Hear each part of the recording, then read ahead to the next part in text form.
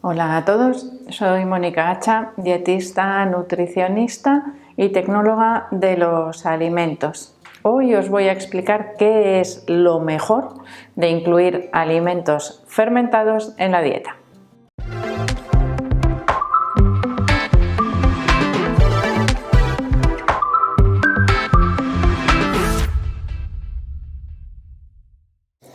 La recomendación de incluir alimentos fermentados en la dieta es algo que se realiza de manera muy habitual por sus beneficios para la salud, que los vamos a ir viendo poquito a poco a lo largo del vídeo, pero nos interesan principalmente dos de ellos, pero no me adelanto. Vamos a hablar de algunos alimentos fermentados de uso muy habitual en la cocina o en la dieta de la mayoría de las personas. Hay otros que podemos citar así un poquito por encima que pueden ser más difíciles de conseguir o ser muy típicos en algunos lugares pero menos en otros, y de esa forma pues vamos a aprender también a distinguirlos, porque muchas veces no sabemos realmente qué es un alimento fermentado, no sabemos elegir aquellos alimentos fermentados que realmente nos van a producir beneficios, me refiero a la hora de hacer la compra,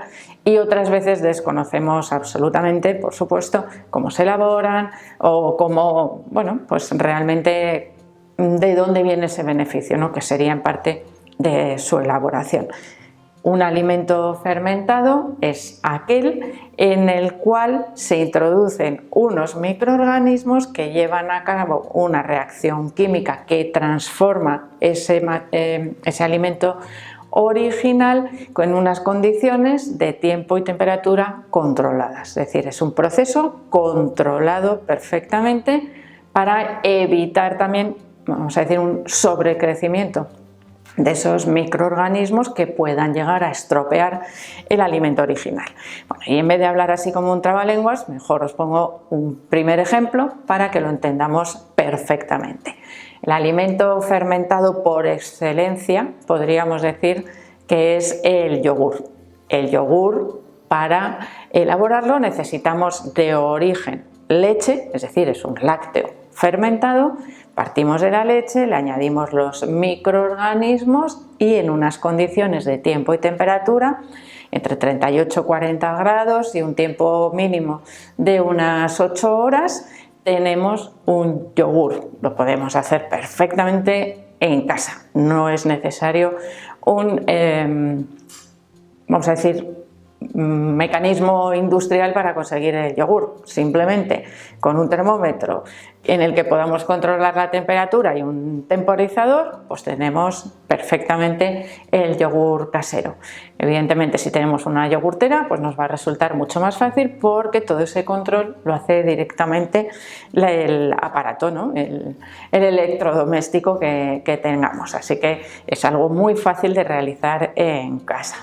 Esos alimentos fermentados son más variados que solo los yogures, aunque los yogures ya os digo que podría ser el más básico por lo fácil que es conseguirlo.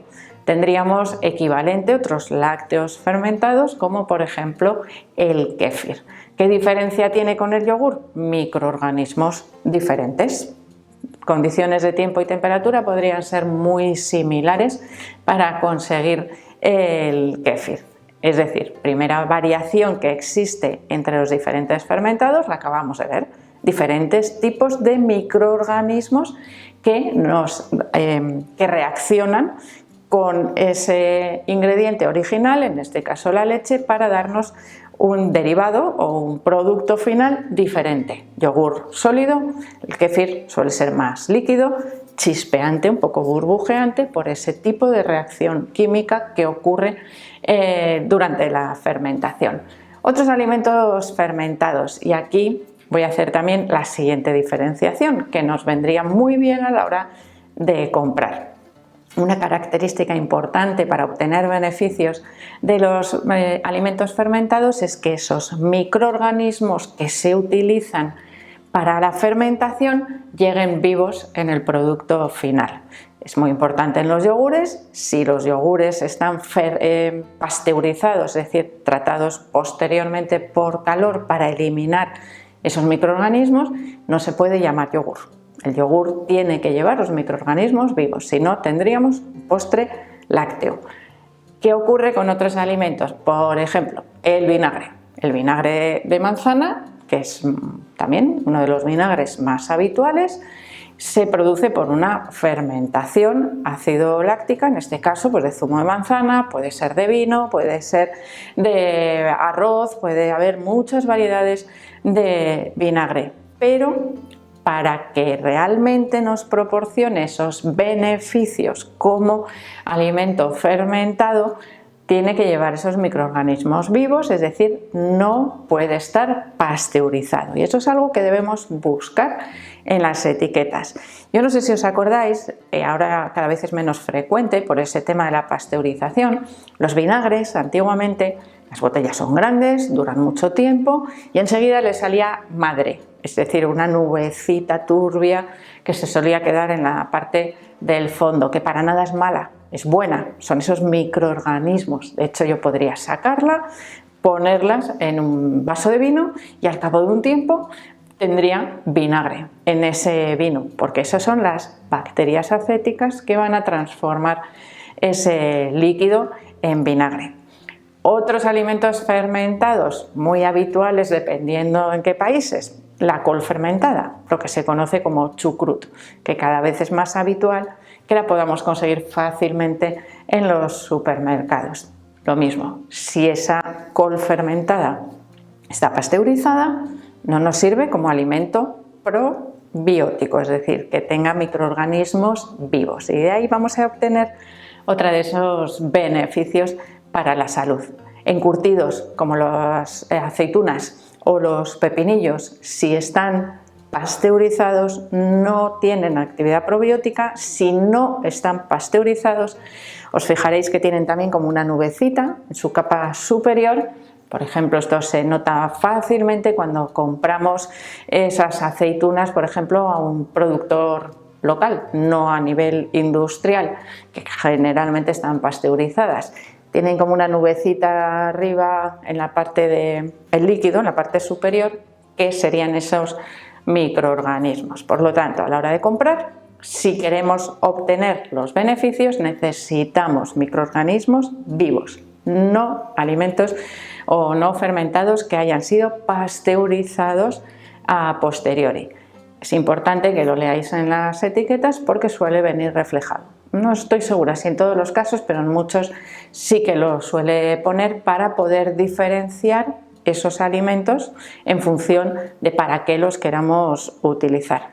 ¿Podemos preparar nuestros fermentados en casa? Pues ya os he puesto algunos ejemplos y ya habéis visto que sí, perfectamente lo podemos hacer. Siempre teniendo en cuenta que es muy importante evitar la contaminación con otros microorganismos que puedan ser patógenos, es decir, hay que extremar la limpieza y el cuidado a la hora de prepararlos, porque tiempo, temperatura y alimento es igual para esos microorganismos buenos que van a fermentar que para los malos que puedan crecer de manera oportunista en ese alimento.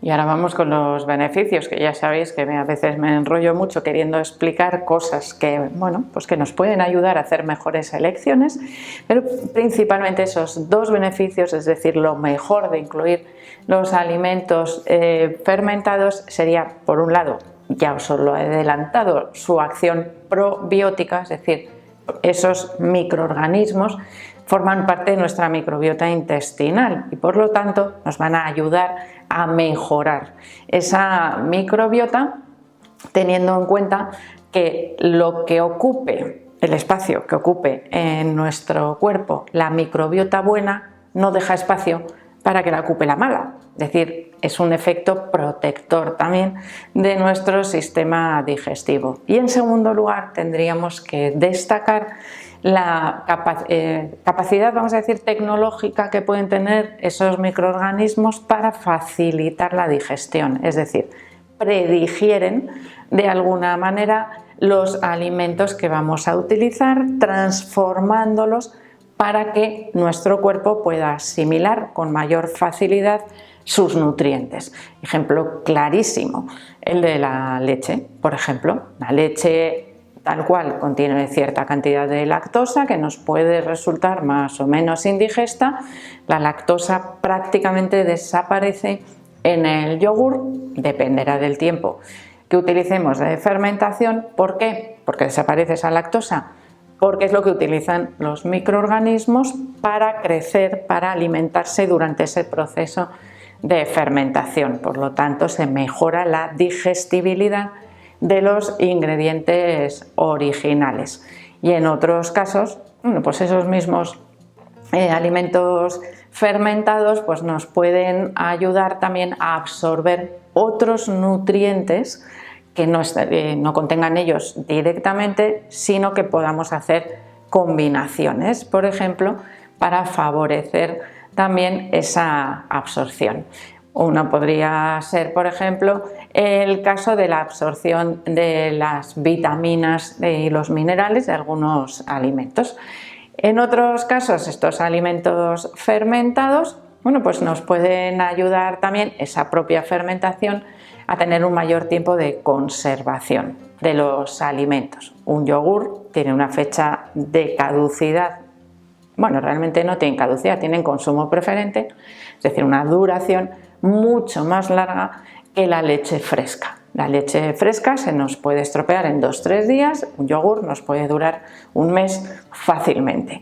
El zumo de manzana, que hemos dicho que es desde el que obtenemos el vinagre de manzana, se nos puede estropear en unos días. Sin embargo, el vinagre de manzana nos podría llegar a durar años en la botella. No se nos va a estropear. Crecerán esos microorganismos y tendrá un aspecto visualmente más feo, pero el vinagre no se va a estropear. Por lo tanto, la duración, ¿no?, de esos alimentos se alarga enormemente en relación al ingrediente de origen que hemos fermentado. Así que también es una ventaja importante, sobre todo cuando hablamos de conservación de alimentos.